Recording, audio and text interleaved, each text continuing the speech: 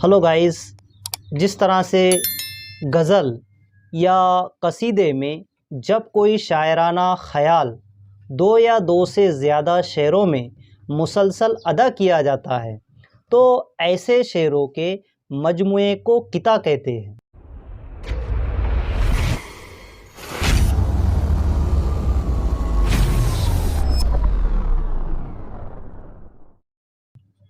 قطع کے لفظی معنی ٹکڑے کے ہیں۔ اس کی جمع قطعات ہے۔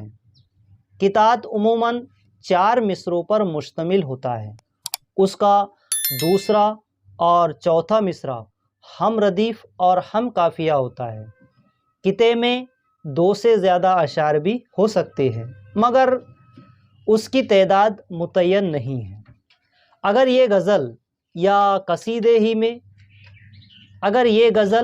قصیدے میں ہی ہو تو انہیں قطع بند اشعار بھی کہا جاتا ہے۔ تو آج کل غزل یا قصیدے میں ایسے مسلسل اشعار نظم نہیں کیے جاتے۔ تو اردو شاعری میں قطع بہت مقبول رہا ہے۔